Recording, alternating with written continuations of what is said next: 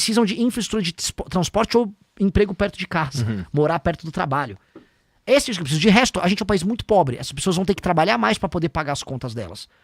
Isso foi uma coisa que passou. E a galera não viu ainda pro caminho que a gente tá adotando, que é um caminho inimigo da produtividade. O outro lado, você tá falando do Banco Master. Se prepare pro Eletrolão. É o novo escândalo centibilionário que tem tudo para ultrapassar o do Banco Master. E já tá rolando, passou semana passada.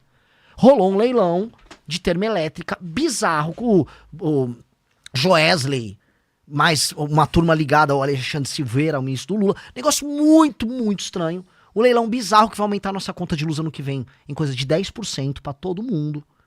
Com termoelétricas operando sem precisar. A gente poderia ter usado esse leilão para investir em bateria, para energia renovável. O Brasil está produzindo muita energia eólica, muita energia solar, só que a gente não tem bateria para acumular isso. Porque tem vou tentar explicar aqui, mas tem picos, né? Se você tem energia solar, meio-dia você tá, né, no pico, tem sol pra caramba. À noite você não pega energia solar.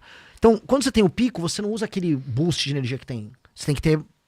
aquela energia se perde. Então o que você precisa? De bateria para acumular. E aí à noite que você não pega, você gasta, você joga no sistema aquilo que foi acumulado na bateria. Esse leilão era para ter colocado bateria. O Brasil tem entrado num modelo que a China tá indo, os Estados Unidos não teve. Foi termoelétrica, beneficiando um monte de vagabundo, de ladrão.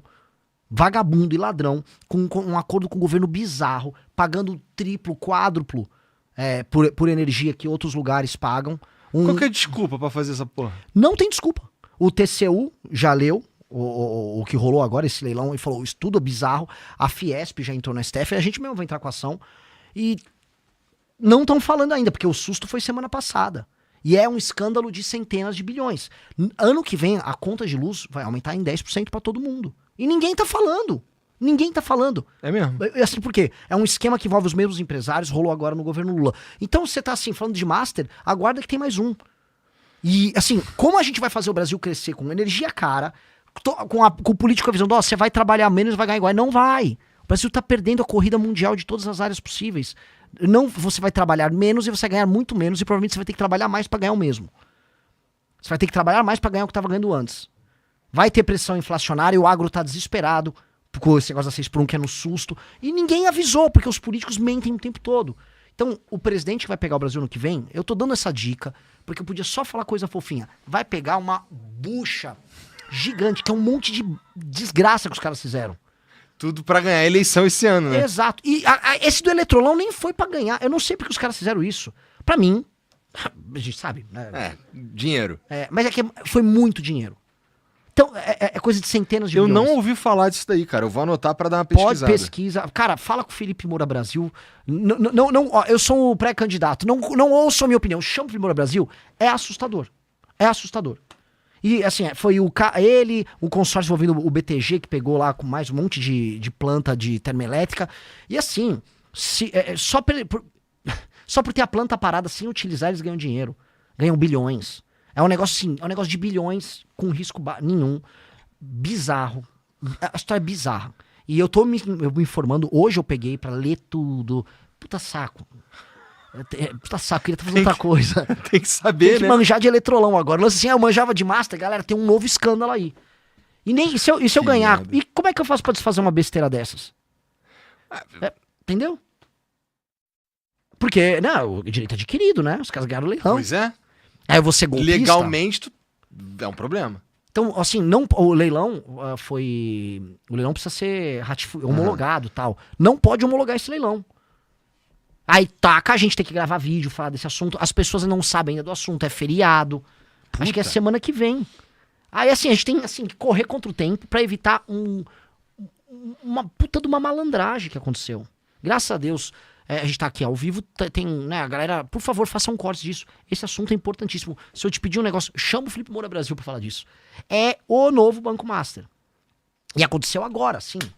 Na surdina. Cara, não, tá anotado aqui, eu vou estudar esse assunto aí.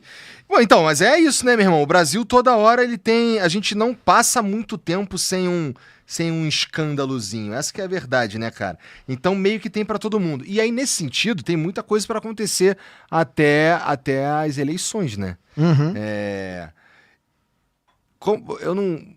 é claro que você vai dizer, inclusive tu já disse que pô, o teu principal investimento é não ter se envolvido com essas paradas, mas tu projeta mais mudanças daqui pra frente lá nesse cenário político, assim, especialmente no que toca escândalo. Porque, ó, tu acredita que a gente vai ter uma CPI do Banco Master? Tu acredita que a gente vai ter uma CPMI do Banco Master? Não vai ter.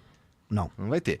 Tu realmente acredita? Assim, a gente sabe que tem. Eu imagino, eu não sei, mas eu imagino que ninguém quer que saia muita coisa dali do Daniel Vorcaro. Acho que os únicos interessados nisso talvez sejam os caras da Polícia Federal. Um salve pros caras da Polícia Federal, entendeu? É em quem eu tô, é onde tá a minha esperança. Porque eu não acho que o Procurador-Geral da República tem tanto interesse assim, nem ninguém do STF, nem nenhum político. Manja?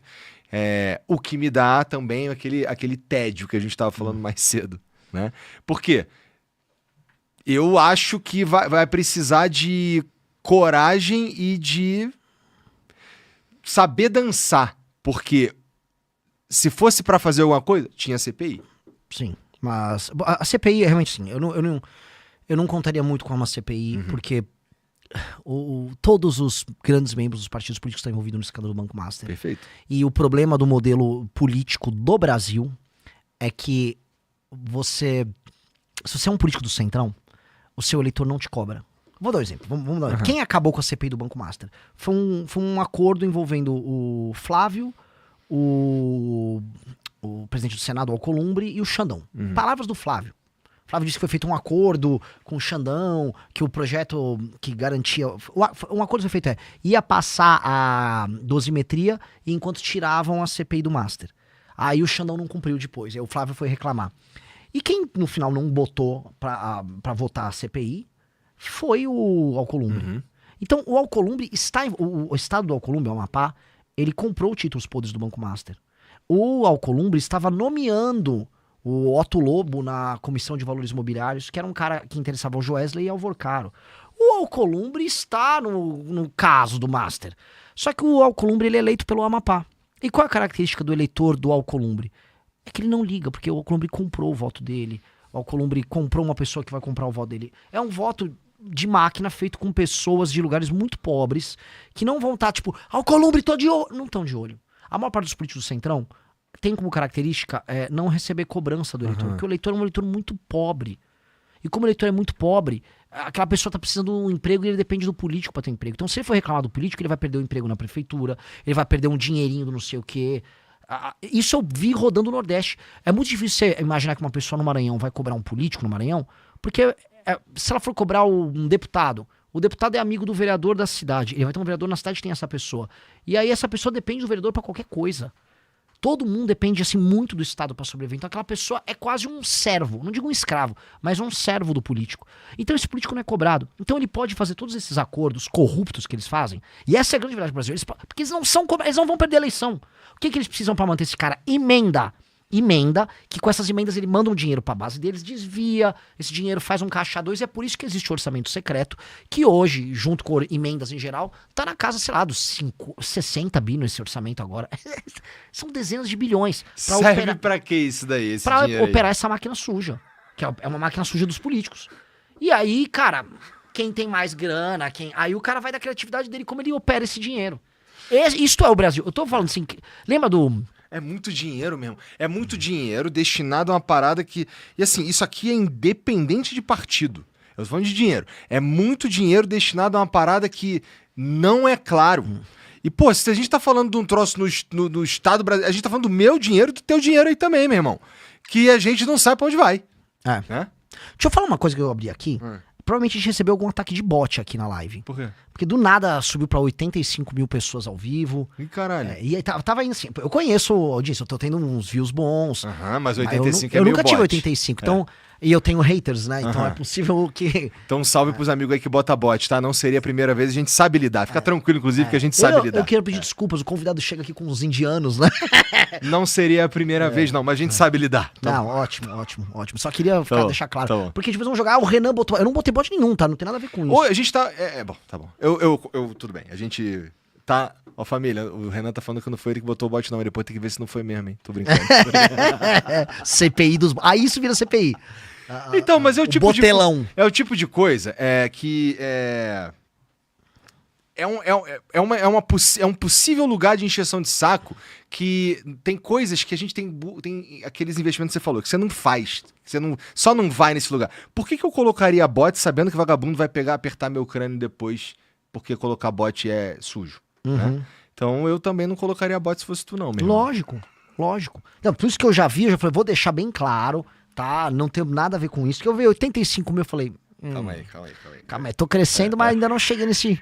É igual no Dragon Ball, sabe? Eu já tô virando Super Saiyajin. Tá. Eu não tô o Super Saiyajin 3, sabe? Mas tem que tomar cuidado também com essa linguagem aí, porque tu tá um Super Saiyajin professor de história, né? Mas aí eu tenho que... É um no cravo na ferradura. Um Super Saiyajin pro meu eleitor jovem e é um visual de professor pro eleitor mais velho. A vida tá mais intensa, Renan, porque como você falou, a primeira vez que a gente conversou, tu tava num contexto completamente diferente, né? Eu sei que tu tá viajando pra caralho, eu sei que tá fazendo uma porrada de coisa, eu sei que tá tomando cuidado com um monte de assunto, prestando atenção numa porrada de coisa ao mesmo tempo, mas era isso mesmo, cara? Olha, a beleza é que o ser humano é um bicho muito louco, né? A gente se adapta às circunstâncias. Então, eu vou dar um exemplo. A viagem pro Maranhão foi uma viagem muito difícil pra mim. Porque... faz muito calor, viagens em lugares de calor que você tem que andar na rua, naquele calor de terno, é osso, é de carro, muito buraco, assim, a viagem do Maranhão foi um calvário. E fora assim, realmente eles têm muito problema com saneamento básico, e quando você não tem saneamento básico, você tem diarreia. E assim, toda a equipe pegou, né, tudo que você possa imaginar, então a gente voltou moído do Maranhão. E fora que assim, a gente montou uma agenda séria no Maranhão. Era 7 da manhã a rádio até evento à noite, 11h30 da noite. E a gente ficando ao vivo fazendo IRL. Foi uma pauleira no Maranhão. E você volta assim, extenuado. Falei, cara, difícil aguentar isso, mas vambora. Quando eu tive agora a viagem pra Bahia, falei, pô, vai ser Maranhão. Falei assim, olha, o ritmo de trabalho é alto, mas a Bahia não tá na infra Maranhão. Pô, eu já achei que eu tava no céu. Falei, pô, tô em São Francisco, tô lá nos Estados Unidos. Só de ter uma estrada que você consegue andar a mais de 50 por hora, sabe? Só de conseguir beber uma bebida com gelo no copo, porque né, o gelo não foi tirado de uma água que foi de um poço contaminado, você já começa... Então o ser humano, a gente vai encontrando... E o que os caras, quando tu chega nesses lugares, cara, uma das principais coisas que tu fala é, porra, esse território como está posto não devia ser assim, ou essa cidade não devia existir, devia juntar aqui, esse estado, não sei o que e tudo mais. Quando tu chega lá com esse papo, os caras não ficam puto contigo não, cara?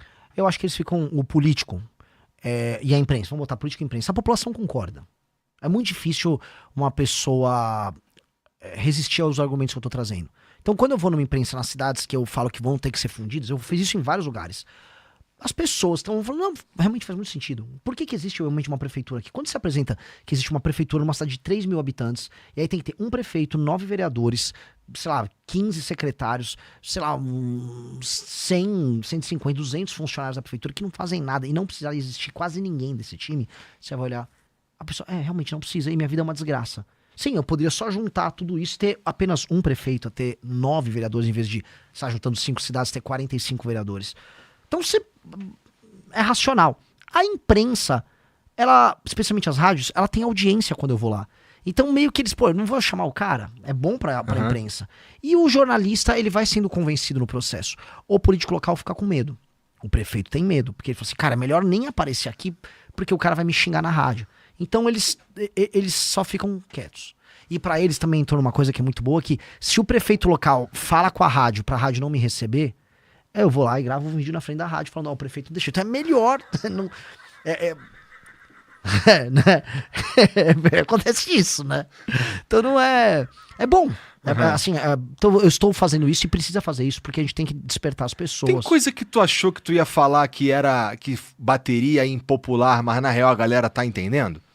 Isso que você tá me falando aí, eu achei, porra, não, eu pensei que a população ia falar, tá maluco, cara? Isso aqui é minha cidade, porra. Tá falando que tem que acabar a minha cidade? Tu tá dizendo que é o contrário? Quem geralmente costuma ficar melindrado é o cara que tem benefício mesmo, né? Sim. Olha, teve mais coisas. Por exemplo, eu vou no cidades do interior do Nordeste e falo mal do Bolsa Família. E falo, ó, não dá para uma cidade ter, sei lá, 60, 70% da população dos domicílios, vamos dizer, vivendo no Bolsa Família.